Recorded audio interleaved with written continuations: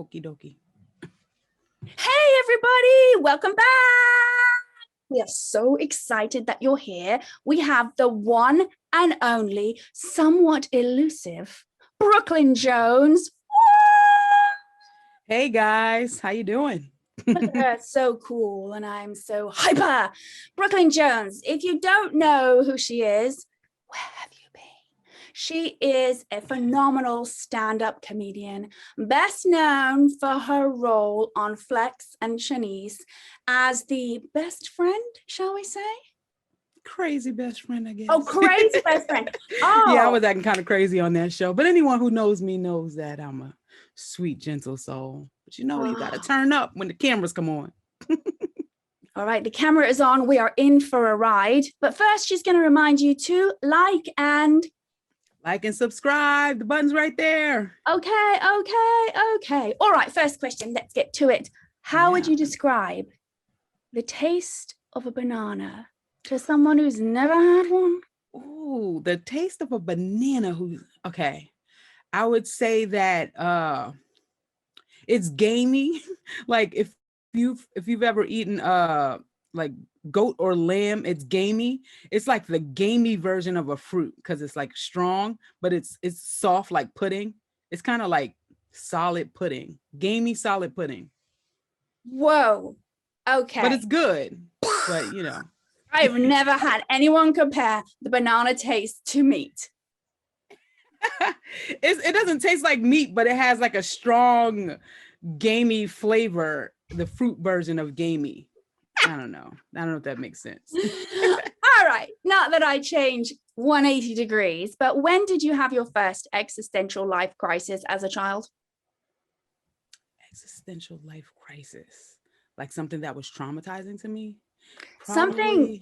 Something, often it is traumatizing, but it's an event that had you look at the world differently than before that event occurred. An event that had me look at the world differently. Wow, that's a deep question. You can handle I had an incident when I was a kid in school. When I was in elementary school, we didn't have a lot of money growing up.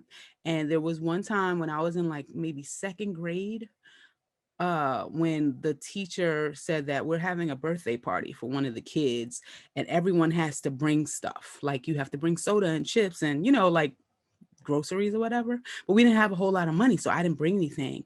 And my teacher was like, well, since you didn't bring anything, you don't get to partake. And when they cut the cake, she gave me a piece of cake that was like this small, and she was like, this is all you get because you didn't bring anything.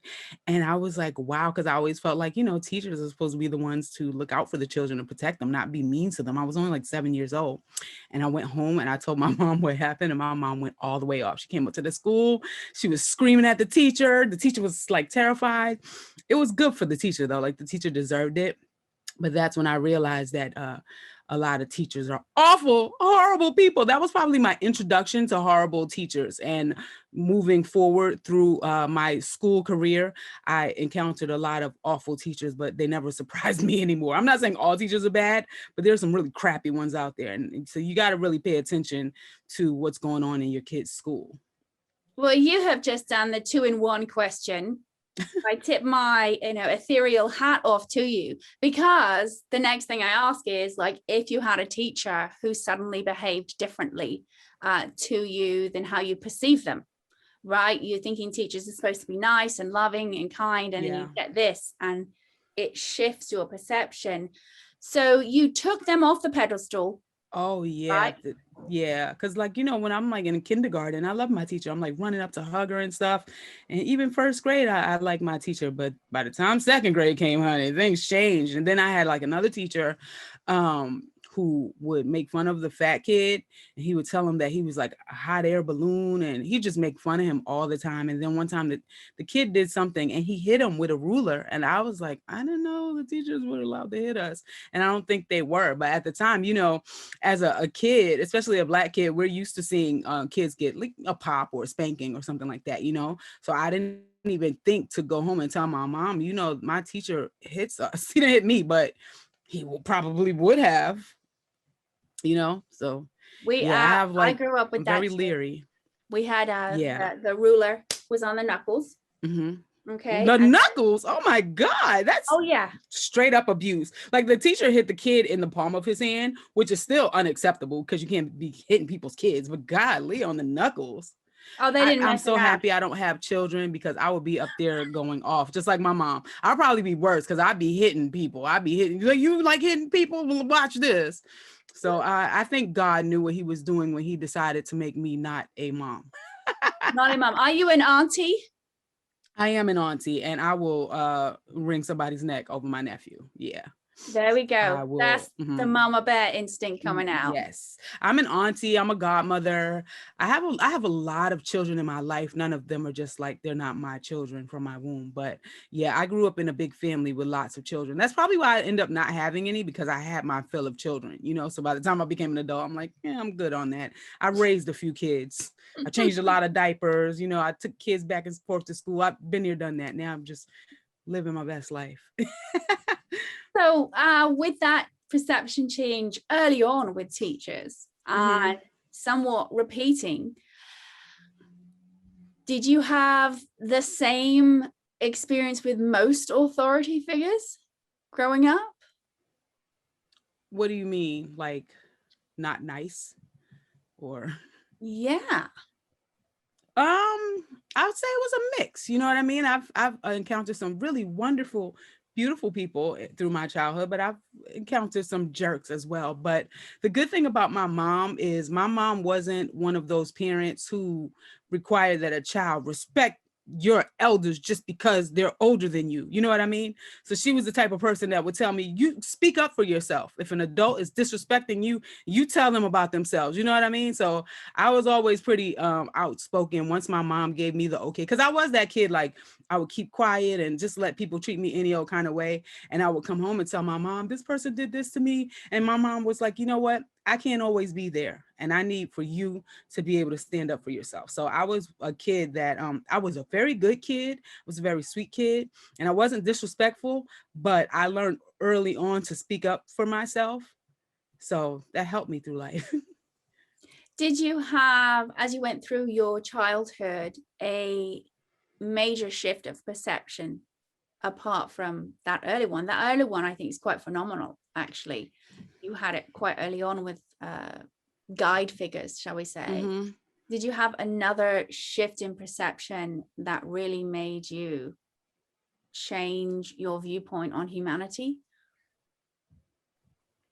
As a child or in general? As you got a little older, my perception changed the most about humanity once social media became a thing, because it just showed me how stupid and horrible many people are. Because in real life they put up this facade of these great people that they are, to your face.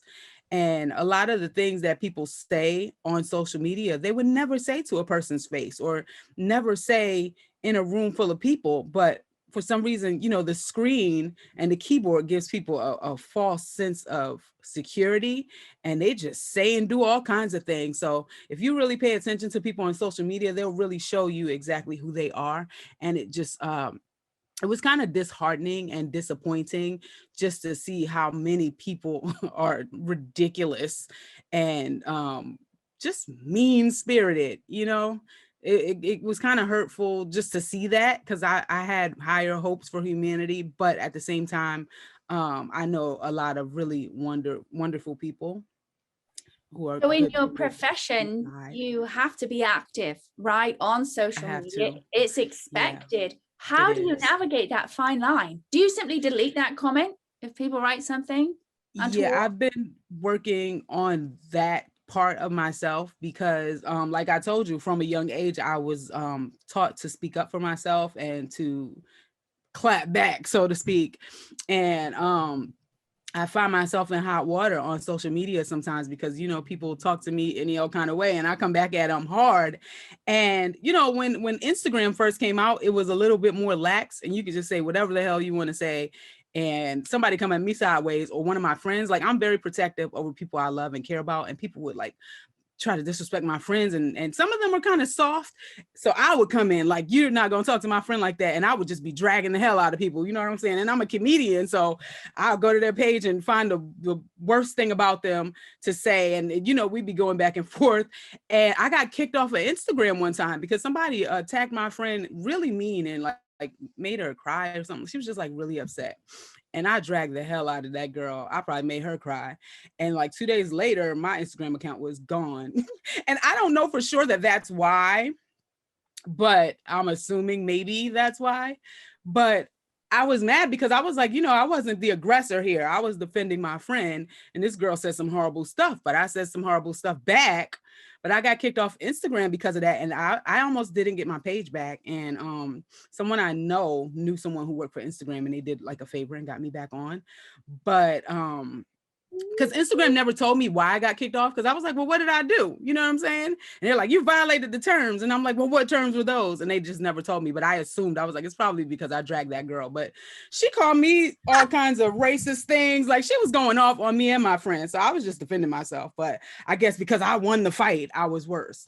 But it's just taught me that I have to keep my opinions to myself a lot, which is really tough for me as an outspoken person. And since I got kicked off Instagram, I think my account is closely watched compared to other people's, because I noticed that a lot of people are able to say certain things that I wouldn't get away with. Like, I called my friend stupid the other day, not in a mean way. Like, Black people, our version of funny is stupid. So if a person says something funny, we were like, you are stupid. You know what I'm saying? That's how we say you're funny. And one of my friends said something hilarious on Instagram, and I was like, bro, you are stupid. And I got an alert like, that looks like bullying from Instagram. And I'm like, I see people say stupid all the time on Instagram and nobody says anything to them. Why is that a bullying term for me? Like, every little thing I do or say on Instagram, it's flagged, you know? So I'm just like tiptoeing on Instagram because I hate that I'm under their thumb like that, because like, fuck y'all. Oh, sorry. Sorry, bleep that out. She gets kicked off YouTube. Screw you. But it's like, it's hard because it's like something I need for career purposes, you know? So I have to like succumb to their rules and like let people attack me. Like, people say mean things to me every day on Instagram, especially because like I'm a public figure and I have a lot of followers, and I could say something innocent and people just won't like what I say, and they'll like attack me and say all kinds of mean things. But then I'm like, I can't say anything back, because if I say shut up, stupid, even like something simple like shut up, stupid, Instagram's like, you're a bully, and kick me off. So I just have to take it. So what I've been doing is just like blocking people. As soon as they say something mean to me, I just block them. Like, I don't even waste my time arguing with them, even if I want to say, like, I want to say something mean back to hurt their feelings. But I'm like, you know what? It's not worth losing my Instagram account because I need it for career purposes. So I'm not going to let some stranger in Kentucky ruin my, my social media platform, because apparently it's needed. Like, I'm an actor too. And sometimes when I submit for acting roles, they're like, please include your Instagram handle in your submission. And I'm like, what the heck does that have to do with my acting skills? You know, but they want to see your personality. They want to see how big of a following you have. So it's needed. So now I have to tiptoe all around social media. Before I was a comedian, I just do whatever I want, say whatever I want. I didn't care. But now I have like responsibility, which is annoying. Sorry for using the F-bomb on your... What? I'm going to get kicked off of this show. I heard nothing. Me either. I don't even know what we're talking about right now. But I will tell you a couple of things. Okay. Coming from the UK, we use stupid very differently. Really? Don't be so stupid. It goes hand in hand with a word called clearly, right? So if someone say, oh, I'm not very organized, I'll be like, well, clearly. And they are offended. And I'm actually agreeing with you. Yeah. Right? Don't be so very, very known. Relationships in the UK, you call the partner stupid, especially if you're in a heterosexual relationship and it's the woman and the man, he's stupid. I've had to learn not to use that word. No, stupid is a negative word here too, but like... No, it's not negative that much in the UK. That's what because here it means like you're an idiot. You know what I mean? Well, but yeah, Black people use it as idiot. you're funny. Yeah. They are being an idiot. No, your term is slightly different, which I prefer to mine. I actually like it. I think so it's interesting. funny. I think it's fun. Yeah. Right? Puts the fun back in funny. You know, like, I like silly comedy too. Just silly stuff. And that use of stupid, the way you have explained it, brings a little element of that back, the fun of it. Yeah, the way we use it is like, you are hilarious. Like, oh my God, you're so stupid. But the other element to it is, you talked about you've had to learn to let it go. Do you think you actually don't tell anyone? Had Instagram have you evolve a little spiritually as a result of having to let stuff go? I won't give Instagram all the credit, but I do feel like social media as a whole has helped me to evolve, because it showed me that none of that stuff matters. You know what I mean? Because like, people would say things to me and I get really mad and I'd be like going off on them. And then I just like, for what? Like, these people mean nothing to me. They're just words on the screen. I could see them in the supermarket today and have no idea. And it's a two-sided thing, because it's like, these people mean nothing to me. But then at the same time, I'm in the supermarket looking at people like, what if it was you? I should just punch you in the face. Like, looking at all the people in the supermarket, like, all of you people are probably evil in the comments on Instagram. But no, it has helped me to evolve, because it just showed me that none of this stuff means anything and it doesn't matter. And it showed me that I don't have to respond to everything, because when people say negative things to me, I'm like annoyed in the moment, but as soon as I block them, maybe like 5 minutes later, I've forgotten all about it. Like, I don't even care anymore. Like, it doesn't matter to me at all. I probably blocked like 5 people this week and I have no idea what they even said to me. I'm like, I don't even remember. I know what's going to happen now. We're going to list your IG account. We have to in the description. Everyone's going to list it. Everybody come on here so I can block you too. Blocking all of y'all. Don't come at me sideways, because you're getting blocked. I'm not even going to argue. Don't write that Paula said you were stupid and I need to make a comment. Yeah, but it has shown me that none of the things that people say on here matters, and you can just block them and they'll just disappear, which is awesome. I wish it was like something I could do in real life. I want to block people right out of my face. Just like block and they just disappear. That would be awesome. But being on the Flex and Shanice show was the introduction to that, because like I said, I played like her crazy best friend, and I was just doing ridiculous things on the show because it was a reality show. So, you know, reality shows have to have at least one ridiculous person on there, and that was me. So once the show aired, I had fans of the show just coming at me sideways, like, you're an idiot and you need to get a job and you're a bum, and like just saying all kinds of crazy things. And I'm like, dude, you don't even know me. You've never seen me before in your life except for on your screen. And you're basing my behavior on a freaking TV show off like who I am in real life. And I used to just be cussing everybody out, because we would have to live tweet. So every time the show came on, we would have to live tweet and interact with the fans, and people would just come at me crazy, and I'd be cussing out everybody. And then the producers would come in like, you can't cuss out the fans. I'm like, man, F them fans. They come for me first, and I'm dragging all of them. But then I learned that, you know, they're just interacting with the characters from the show. So I started responding with, thanks for watching. No matter what they would say to me, I'd be like, hey, thanks for watching. And then someone would be like, oh, hey, you responded to me. I can't believe you responded. And then they're like, you know what? You're not so bad. And then they want to be friends. And I'm like, you just called me a bum, and now you want to be my friend just because I said, thanks for watching. Like, you guys are insane. So that taught me that like a lot of people on social media are insane, and they just want attention, whether it's negative or positive. They just want your attention. So either I'm going to say thanks for watching, or I'm going to block you. Depends on what day you catch me. I will say I will be positive until I just shut the door in your face. Yeah. Have you been banned from any other social media platforms? I end up in Facebook jail every once in a while. Yeah, for things that I say. But you know, Facebook is racist because they attack Black people for speaking out against for our civil rights. Like a lot of times when we speak out against racism, they call that bullying, and then they'll like ban us from Instagram. Because if you know any Black people, most of them probably been in Facebook jail. Like I haven't been banned off off Facebook altogether, but they'll say you can't post for the next 3 days. Yeah, that happened to me on Twitter too. On Twitter as well. Yeah, I'm just, Listen, okay, I'm a comedian and I'm very outspoken and I say what I feel. And sometimes Twitter, Instagram, and Facebook don't agree with me, so they put me in jail. But Instagram is the most brutal because like Twitter and Facebook, they'll put you on timeout for a couple of days, but Instagram will kick you off altogether. They're like, get out of here and don't come back. Which is your biggest platform following? My biggest platform following is Instagram. I already had it closed down once. It's like you come back with a vengeance. No, I promise you, if anybody from Instagram is watching, I'm good now.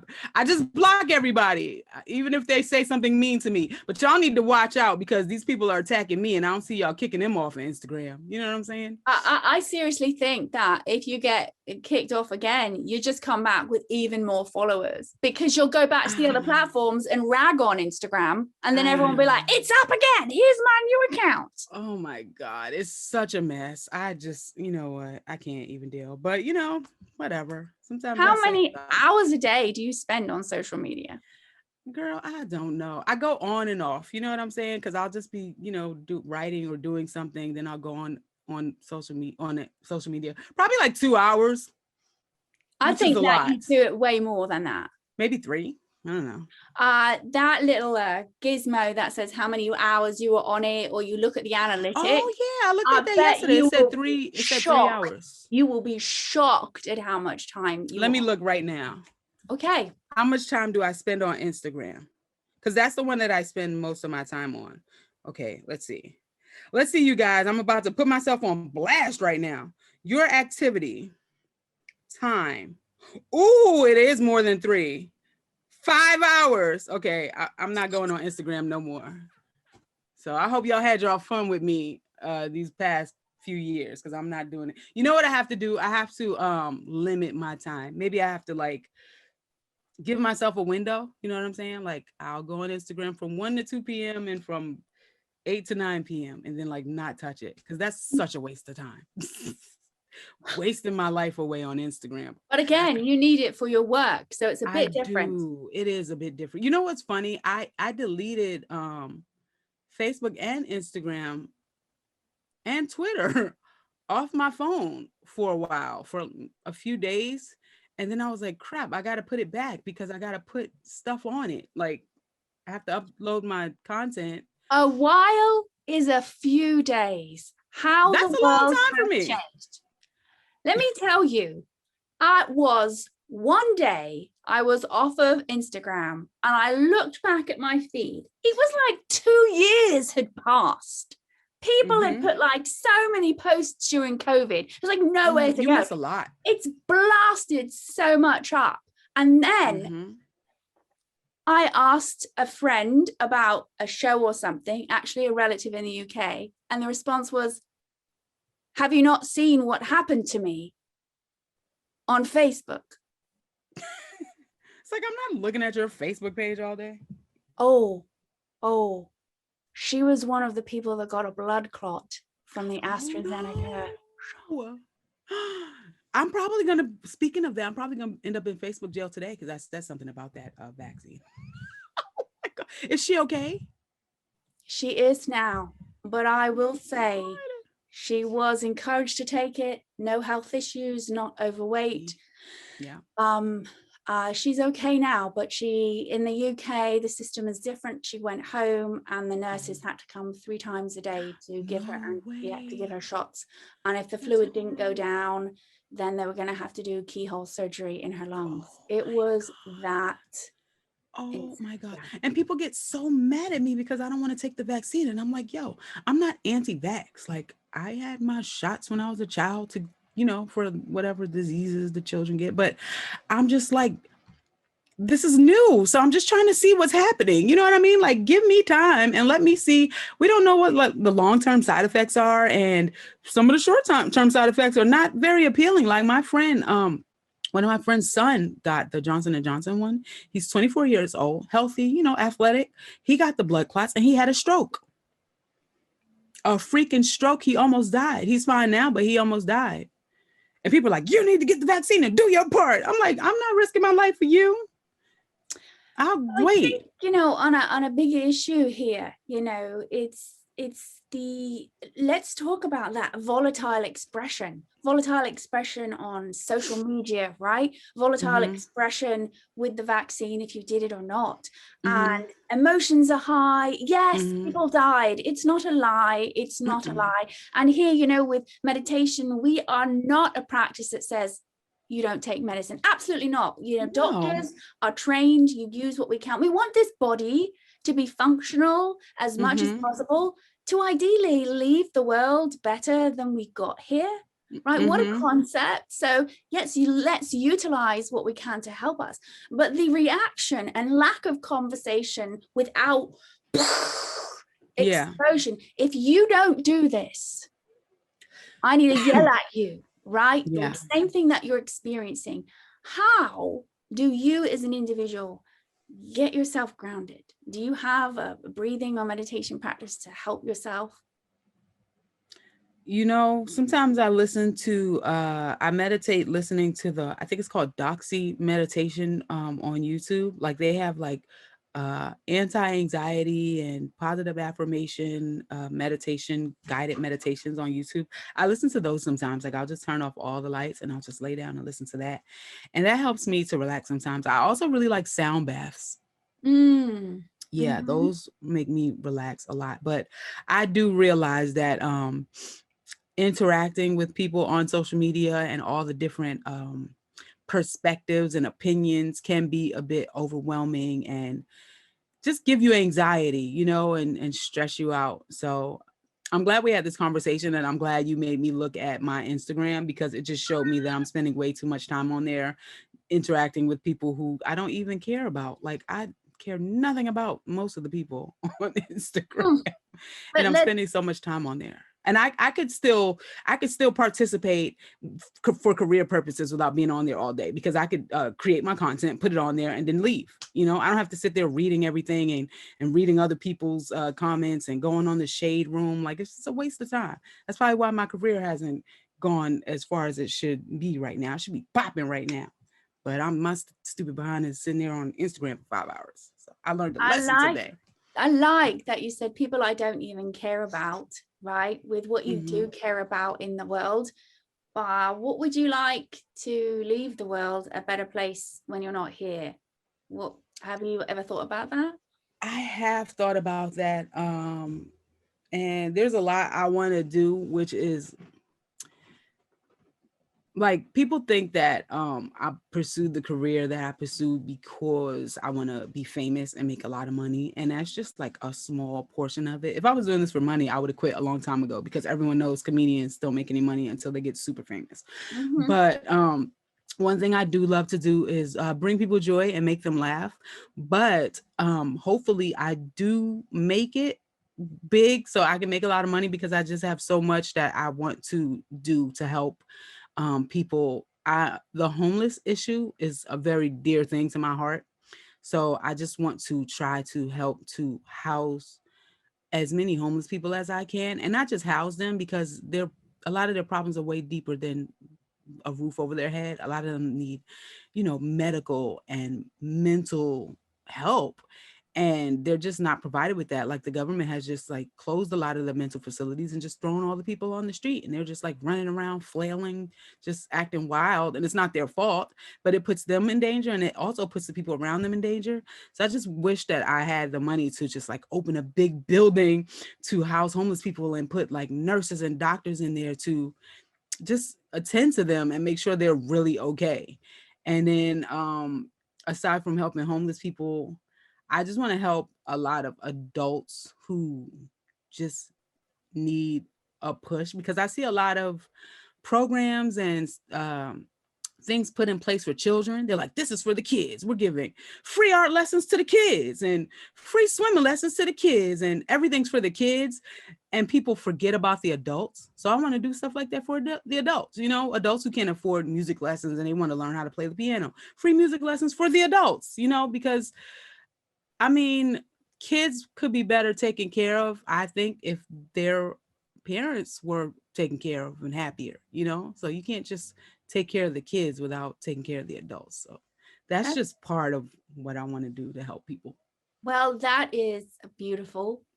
the reality is, even if the money doesn't come, Mhm. it can still help, right? By Yeah. being who you are, laugh, having people laugh, you know, the aware The money's meditation. coming. Oh, I'm not saying it's not. Coming. I'm not saying it's not. But the deeper element of that programming, right, for a society is when I have this, when I Right. have that, when I have, and the deeper rooted fulfillment is right now. What can we do for that same element on a different scale, which feeds our soul? Right. So yes, as you Mhm. say, going up on stage, people think, oh, it's just for that adoration. But there is that vibration of people laughing and releasing stress. Right. Mhm. And we know that aware meditation during our first fundraiser was the Cosmic Comedy Show. Right. We had Mm. international comics dialing in on Zoom. Lord. Right. And it was palpable. People needed to laugh Mhm. so much. The comedians needed to perform for their wellness, right? Mhm. Right. They Mhm. needed to do that. The people who were participating in it, everyone was uplifted for it to bring the nonprofit mission statement is to bring adults, large groups of them in underrepresented groups in wellness, which are a lot in wellness.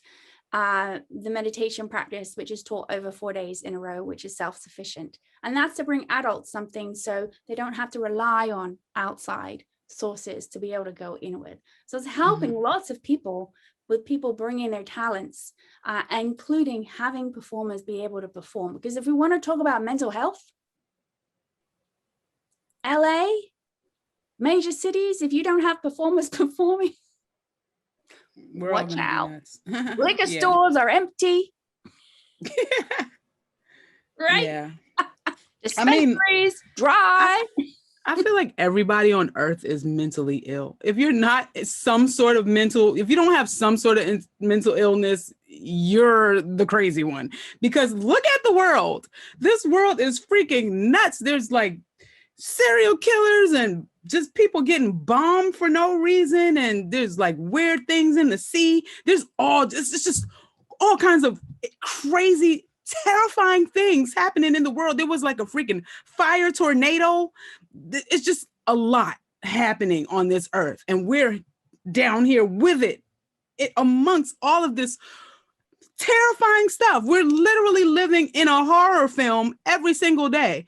If you're not a little bit nutty, something's wrong with you, because for you to just be able to accept all of this and skip along in your life and think that, oh, this is okay, that's crazy. So I think everybody has some kind of mental illness. Just everybody handles things differently. You know, some people, they internalize it more deeply and it comes out in different ways. Everybody's mental illness comes out in a different way, but that doesn't mean we don't all have some kind of quirk that we're dealing with. You know what I mean? You got to be able to survive this nut house. The whole earth is a freaking insane asylum, and we're all in it.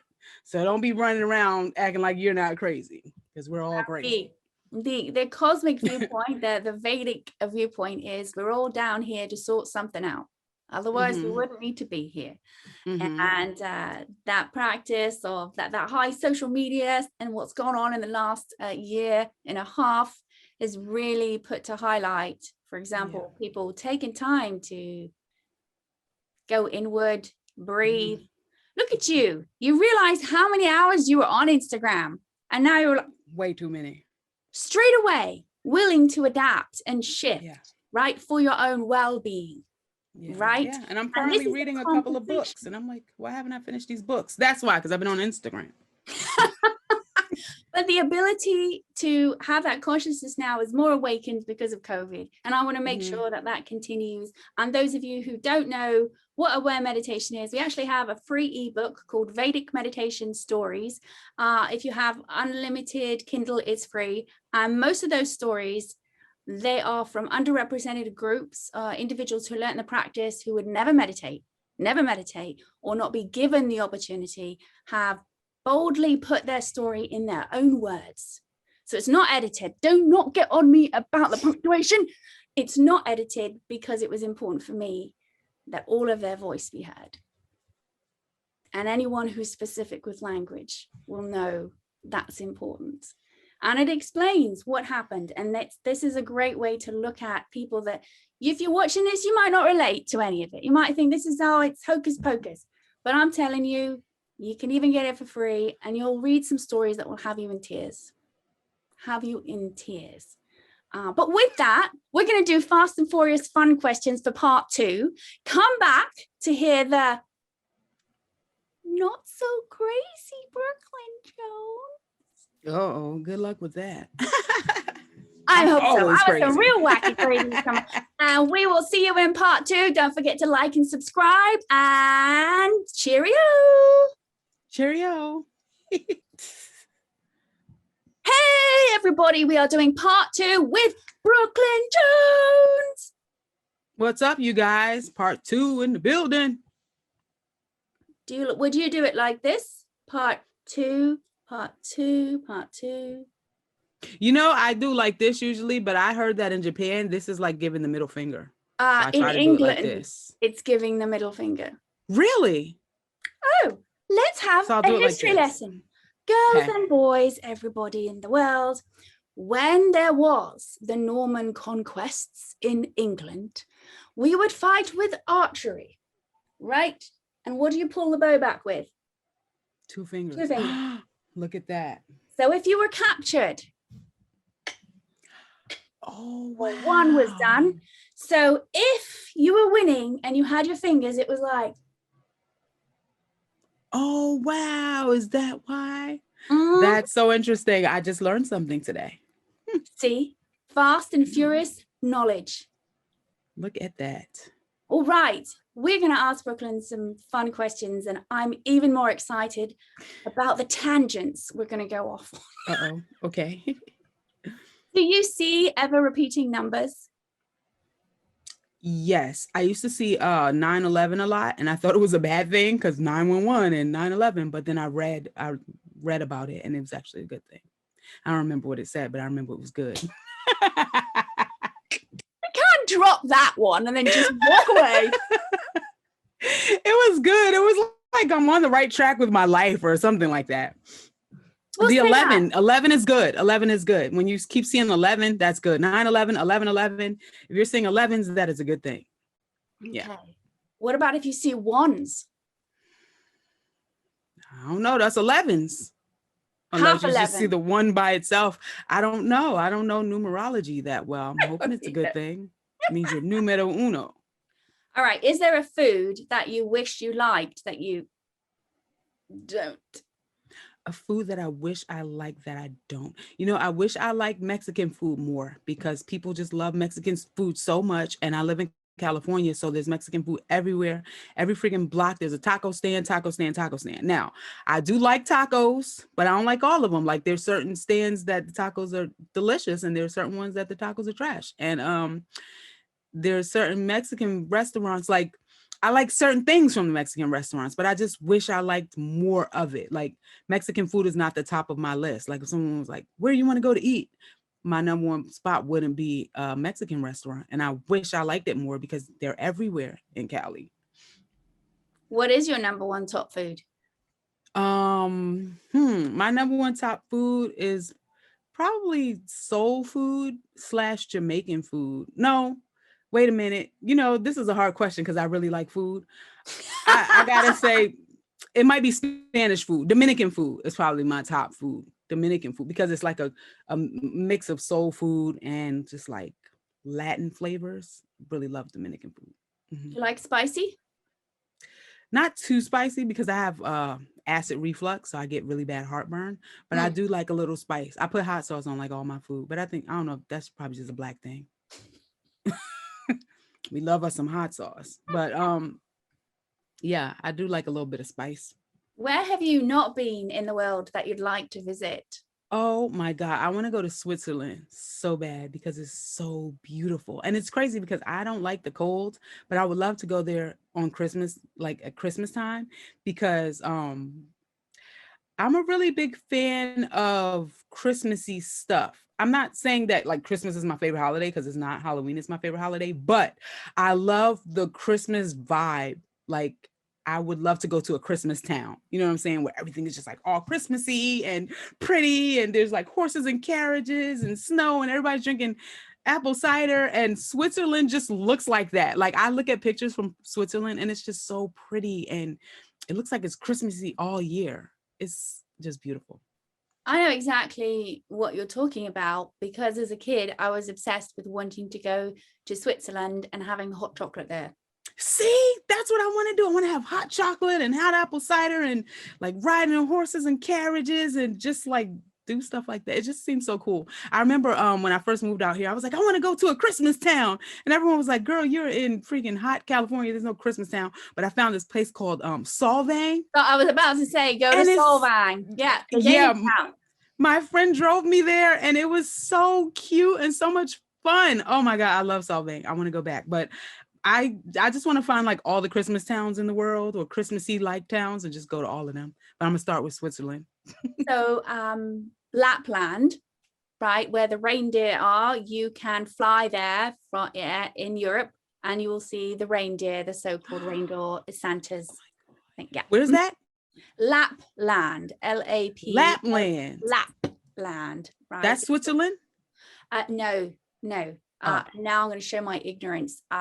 Lapland, I believe they say it's Norway. So Lapland, whether Norway? it's real or not. Yes, yeah. So you can fly. Do they like black people over there? Because I don't want to go over there and get my head chopped off or something like that. I hate that I have to think of stuff like that. But as a black person, you have to think about stuff like that. Like, if you go somewhere, do they like or allow black people there? Because there's even places in America that are called sundown towns. Like, as a black person, you can't go there once the sun goes down, or they will kill you. So like, whenever I think about going to another country or another place, especially a place that's like predominantly white, I have to ask, like, is it cool for a black person to go over there?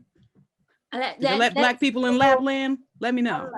Right now, most of the time, the way you find out is if you Google something. Okay. I want to go there. See if they have any pictures of people that aren't white in their brochure. Right. If it's not in the brochure, you can't go. I don't know if that's a rule of thumb though, because even in America, there's like brochures without black people in them, and just like they just started being more inclusive of black people, because everything was just like white. But that doesn't mean that we're not allowed here. I mean, I don't know. Santa Claus Village, Rovaniemi, Lapland. Like, this is kind of like what it looks. You can see like Switzerland. Yeah, like that. I'm gonna do some research before I go over there. Find out first, but I would love to you know, you could always it's so cold, everyone's wrapped up, you know, and no one would know. They're like, you don't know you're black, just put on your hat and your glasses and a mask. They'll never know. Mask and mittens. Hilarious. And mittens. Don't show your black hands. I'll just walk around like this. This side of my hand looks white. Hey, y'all. You know, I'm not going to say that. Anyway, all right, next question is... It's like I'm about to get canceled. Don't do it, girl. Don't do it. Okay, that will be on the X-rated drop with the Okay, here we go.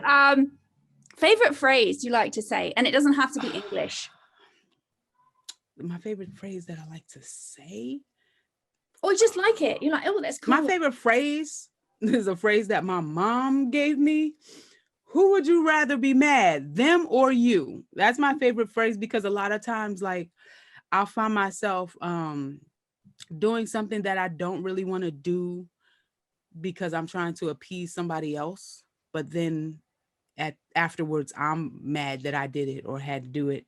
So my mom always tells me, like, don't do anything that you don't want to do, because somebody's going to be mad at you. Because if you do it, you're going to be mad. If you don't do it, they're going to be mad. Who would you rather be mad, them or you? And I'm like, hey, I'd rather them be mad. I don't want to spend my life upset. So I try not to do anything that makes me uncomfortable or that I really don't want to do just to appease someone else, make myself uncomfortable for someone else's comfort. So yeah, that's a phrase that I live by. Who would I rather be mad, them or me? I assess that and then I move forward based off that. And that's why you get cut off on Instagram.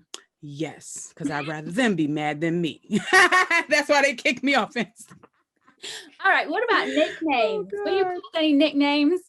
Oh my God, I have so many nicknames. But you know what? When you have a lot of nicknames, that means people love you. People give you nicknames when they love you, when they feel comfortable with you, when they've gotten to know you enough that they feel like you deserve a nickname. So actually, Brooklyn is a nickname. That's not my real name. My name is Brooklyn because I have a strong Brooklyn accent. It's a little softer now because I moved out here.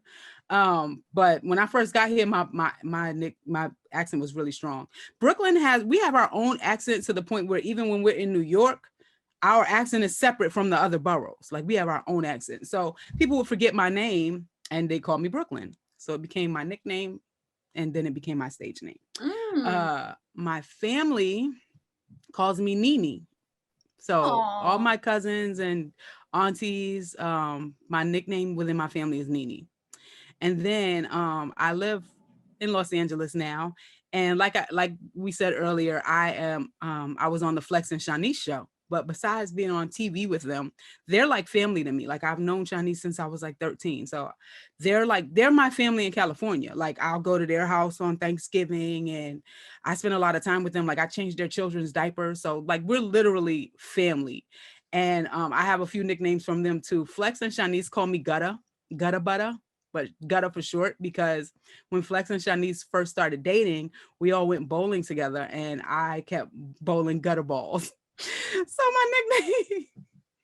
my nickname became Gutta. They're like, yo, Gutta. So that's my nickname with them. And then Shanice's cousin Ruba, he and I are really close. Like we're like cousins. We tell each other everything. We talk all the time. And for some reason, we were in Walmart one day and we walked past the Shabani yogurt. And he's like, hey, Shabani, that sounds like a person's name. He starts calling me Shabani. So my nickname to him is Shabani. And then Shanice's kids heard him call me that. Now they call me Shabani. So literally, when we talk to each other, they call me Shabani and I answer to it like it's my name. And do you guys hang out and eat Greek yogurt together? We hang out and eat whatever's presented to us, but it's so funny. Yeah, like literally my nickname has been Shabani for at least 6 years. Yeah, I have a lot of nicknames, man. It's weird. And I answer to all of them. Oh, my mom calls me Sweet Pea. That's my other nickname. Sweet Pea's. Everybody, I guess everybody's mom calls him Sweet Pea. Yeah. And my nephew calls me Auntie Nene. Auntie Nene. Auntie Nene. Shabani, Sweet Pea, and Gutta, not because your mind lives there. Not because my mind lives there, just the balls that I bowl. Well, we're going to put a pin in that one. Thank you so much for being here.